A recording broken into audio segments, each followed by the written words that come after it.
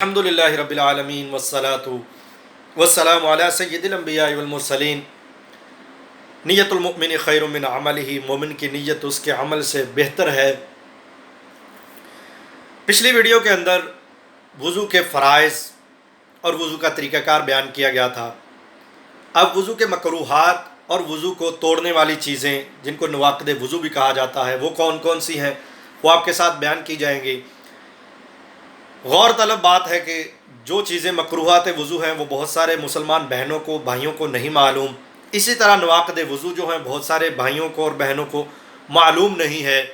اور اب وضو کے مکروہات کی طرف میں بڑھتا ہوں۔ وضو کے مکروہات ہیں کتنے؟ وضو کے مکروہات 12 ہیں۔ پہلا مکروہ کیا ہے؟ جس پانی کے ساتھ عورت غسل کرے یا وضو کے بچے ہوئے پانی سے وضو کرنا مکروہ ہے۔ نجس جگہ یعنی ناپاک جگہ وضو کا پانی گرانا مکروہات وضو میں سے ہے۔ یہ نمبر 2 پہ ہے۔ نمبر 3 ہے مسجد کے اندر وضو کرنا، یہ بھی مکروہات وضو میں سے ہے۔ اور نمبر 4 پہ ہے وضو کے پانی کے قطرے وضو کے برتن میں ٹپکانا، یہ بھی مکروہات وضو میں سے ہے۔ اور نمبر 5 قبلہ کی طرف کلی کا پانی یا ناک یا کھکھار یا تھوک ڈالنا، یہ بھی مکروہات وضو میں سے ہے۔ نمبر 6 بے ضرورت دنیا کی باتیں کرنا، یہ بھی مکروہات وضو میں سے ہے۔ اور زیادہ پانی خرچ کرنا، یہ بھی مکروہات وضو میں سے ہے۔ اور نمبر 5 پہ ہے کہ اتنا کم پانی استعمال کرنا کہ آپ کی سنتیں ادا نہ ہو سکیں۔ وضو کے اندر سنتیں کیا ہے؟ ہاتھ دھونا سنت ہے، اسی طرح کلی کرنا سنت ہے، ناک میں پانی ڈالنا سنت ہے، ایک بار چہرہ دھونا فرض ہے، 3 بار دھونا سنت ہے۔ ٹھیک ہے، آپ کی کوئی سنت نہ رہ جائے۔ زیادہ پانی بھی خرچ نہیں کرنا اور کم پانی بھی خرچ نہیں کرنا چاہیے۔ اور نمبر 9 پہ ہے کہ ایک ہاتھ کے ساتھ منہ کا دھونا، یہ بھی مکروہات وضو میں سے ہے۔ اور نمبر 10 پر ہے کہ منہ پر پانی مارنا، زور زور سے پانی مارنا جس کی وجہ سے ساتھ والے وضو کرنے والے کے اوپر پانی کے چھینٹے پڑیں، یہ بھی آداب کے بھی خلاف ہے اور یہ مکروہات وضو میں سے بھی ہے۔ اور نمبر 11 پہ ہے وضو کے قطروں کو کپڑے یا مسجد میں ٹپکنے دینا۔ اور نمبر 12 پہ ہے وضو کی کسی سنت کو چھوڑ دینا، یہ بھی مکروہات وضو میں سے۔ اب نواقض وضو، وضو کو توڑنے والی کون سی چیزیں ہیں اور کتنی ہیں؟ وہ 16 چیزیں ہیں۔ اس میں 16 چیزوں میں کون کون سی چیز ہے؟ نمبر 1 پہ ہے پاخانہ۔ اگر آدمی نے وضو کیا، وضو کے بعد اس کے جسم پر، اس کے کپڑوں پر یا کسی پرابلم یا مرض کی وجہ سے اس کو پخانہ آ جاتا ہے یا نکل جاتا ہے تو اس حالت میں وضو ٹوٹ جاتا ہے۔ اور اسی طرح پیشاب نمبر 2 پہ اگر نکل جاتا ہے یا کچھ قطرے نکل جاتے ہیں پیشاب کے تو وضو ٹوٹ جاتا ہے۔ اسی طرح ہوا کا خارج ہونا، یہ بھی وضو کو توڑ دیتا ہے۔ اور پتھری کا انسان کے جسم سے آگے کے رستے سے یا پیچھے کے رستے سے نکلنا، یہ بھی وضو کو توڑ دیتا ہے۔ اب ہے نمبر 6 پہ ودی۔ ودی جو ہے اس کی وجہ سے بھی وضو ٹوٹ جاتا ہے۔ ودی کس چیز کو کہتے ہیں؟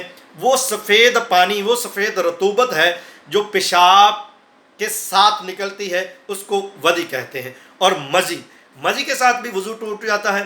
مزی کس کو کہتے ہیں؟ وہ سفید پانی یا وہ سفید رطوبت جو شہوت کی حالت میں انزال سے پہلے نکلتی ہے، اس کو مزی کہتے ہیں۔ اس کے بعد منی کا نکلنا، یہ بھی وضو کو توڑ دیتا ہے۔ خون اور پیپ اور زرد پانی کا نکل کر بہنا، یہ بھی وضو کو توڑ دیتا ہے۔ کھانے یا پانی یا پت یا جمع خون کی منہ بھر قے آنا جو ہے وہ بھی وضو کو توڑ دیتا ہے، بشرطے کہ منہ بھر کے قے آئے۔ اور جنون، جنون بھی، جنون کس چیز کو کہتے ہیں؟ یعنی پاگل پن کو۔ آدمی نے وضو کیا اس کے بعد اپنی یادداشت کھو دی یا اس کو کوئی مرض لاحق ہوا، اس کی وجہ سے اس کا وضو ٹوٹ گیا۔ غشی یا بے ہوشی کی حالت میں بھی وضو ٹوٹ جاتا ہے۔ ایک آدمی نے وضو کیا اور وضو کرنے کے بعد اس کے اوپر غشی طاری ہو گئی یا بے ہوش ہو گیا تو اس کا وضو ٹوٹ گیا، خواہش چاہے اس نے کوئی میڈیسن کھائی ہو بیماری کی حالت میں، لیکن جب اس کے اوپر غشی طاری ہو جائے گی، بے ہوش ہو جائے گا تو اس کا وضو جاتا رہے گا۔ اور اتنا نشہ کہ چلنے میں پاؤں لڑکھڑانے لگے۔ اگر آدمی کسی نے میڈیسن کھائی کسی مرض کی وجہ سے یا کوئی نشہ کیا اور اس قدر نشہ کیا، اس کے بعد وضو کیا اور وضو کرنے کے بعد اس کے پاؤں لڑکھڑانے لگ گئے تو اس کا وضو ٹوٹ جاتا ہے۔ اور وضو کے بعد کہکہا لگانے سے بھی وضو ٹوٹ جاتا ہے۔ اب کہکہا لگانا کس کو کہتے ہیں؟ یعنی اتنی زور سے ہنسنا کہ آس پاس والے سن لیں، اس سے یاد رہے کہ نماز اور وضو دونوں جاتے رہتے ہیں، نماز بھی ٹوٹ جائے گا اور آپ کی وضو بھی ٹوٹ جائے گا اور نماز بھی جاتی رہے گی۔ اور نیند، وضو کے بعد اگر نیند آ گئی، نیند کس حالت میں آنی چاہیے؟ پوری طرح سو جانے کو نیند آنا کہتے ہیں۔ اونگنے یا بیٹھے بٹھائے جھونکا لینے سے وضو نہیں ٹوٹتا، اور ہم بستری کرنے سے بھی وضو ٹوٹ جاتا ہے۔ اور مسئلہ یاد رکھیں کہ دکھتی ہوئی آنکھ سے جو پانی یا کیچڑ بہتا ہے اس سے وضو ٹوٹ جاتا ہے، اور وہ ناپاک بھی ہوتا ہے، اور جس جگہ لگ جاتا ہے اس جگہ کا پاک کرنا ضروری ہو جاتا ہے۔ یاد رکھیں کہ دکھتی ہوئی آنکھ سے نکلنے والا پانی یا کیچڑ جو بہتا ہے اس سے وضو بھی ٹوٹ جاتا ہے اور وہ ناپاک ہے، اور جس جگہ لگ جائے اس جگہ کو پاک کرنا ضروری ہوتا ہے۔ اس کے بعد مسئلہ نماز میں اتنی آواز سے ہنسنا کہ خود اس نے سنا، پاس والوں نے نہ سنا، تو وضو نہ ٹوٹا، البتہ نماز اس کی ٹوٹ گئی۔ اور مسئلہ ایک اور ہے کہ اگر مسکرایا یعنی دانت نکلے اور آواز بالکل نہ نکلی تو اس سے نہ وضو جائے گا نہ نماز جائے گی۔ اور مسئلہ نمبر 7، جو رطوبت آدمی کے بدن سے نکلے اور وضو نہ توڑے وہ نجس نہیں، جیسے وہ خون جو بہہ کر نہ نکلے یا تھوڑی سی منہ بھر کے کہہ نہ آئے، تھوڑی کہہ آئے، تو وہ پاک ہے، اس سے وضو نہیں ٹوٹتا۔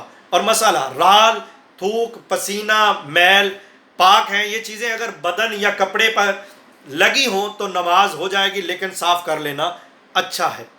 اور مسئلہ جو آنسو رونے میں نکلتے ہیں نہ ان سے وضو ٹوٹے گا نہ وہ ناپاک ہے۔